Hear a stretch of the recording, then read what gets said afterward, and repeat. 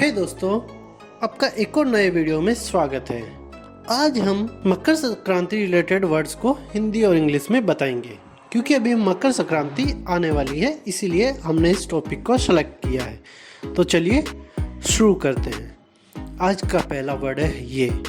इसे इंग्लिश में काइट कहते हैं और हिंदी में पतंग कहते हैं। इसे इंग्लिश में फ्लाई द काइट कहते हैं और हिंदी में पतंग उड़ाना कहते हैं। इससे इंग्लिश में he is flying the kite कहते हैं और हिंदी में वह पतंग उड़ा रहा है कहते हैं। इसे इंग्लिश में लैंड द काइट कहते हैं और इंग्लिश में पतंग नीचे उतारना कहते हैं। इसे इंग्लिश में ही लैंडेड द काइट कहते हैं और हिंदी में उसने पतंग को नीचे उतारा है कहते हैं। इसे इंग्लिश में काइट स्पूल कहते हैं और हिंदी में पतंग की चरखी या फिरकी कहते हैं। इसे इंग्लिश में स्ट्रिंग कहते हैं और हिंदी में मांझा कहते हैं। इसे इंग्लिश में काइट टेल कहते हैं और हिंदी में पतंग की पूंछ कहते हैं। इसे इंग्लिश में काइट नोज कहते हैं और हिंदी में पतंग की नाक कहते हैं। इसे इंग्लिश में काइट ब्रीडल कहते हैं और हिंदी में पतंग की लगाम कहते हैं।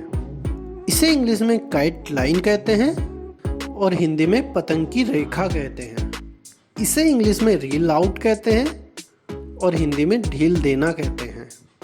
इससे इंग्लिश में रील द स्ट्रिंग आउट कहते हैं और हिंदी में मांझे को ढील दो कहते हैं। इससे इंग्लिश में रील इन कहते हैं और हिंदी में मांझे को खींचना कहते हैं।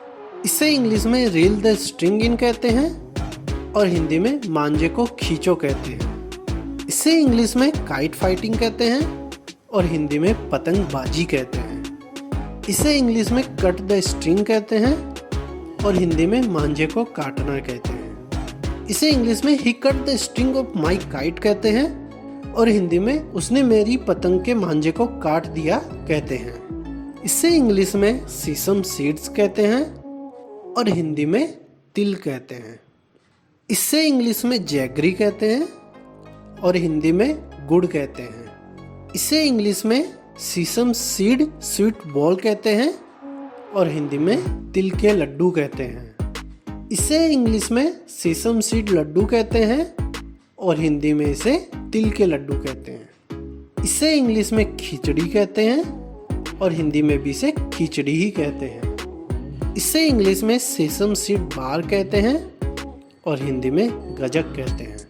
तो दोस्तों, मैंने आपको मकर संक्रांति रिलेटेड वर्ड्स को हिंदी और इंग्लिश में बताया है। आशा करता हूँ आपको वीडियो पसंद आया होगा। अगर पसंद आया तो इस वीडियो को लाइक कर दीजिए और हमारे चैनल प्रीमियम को सब्सक्राइब करके नोटिफिकेशन बेल ऑन कर लीजिएगा। और आप हमें कमेंट करके बता सकते हैं कि गजक को इंग्लिश में क्या कहते हैं। Finally, thank you for watching.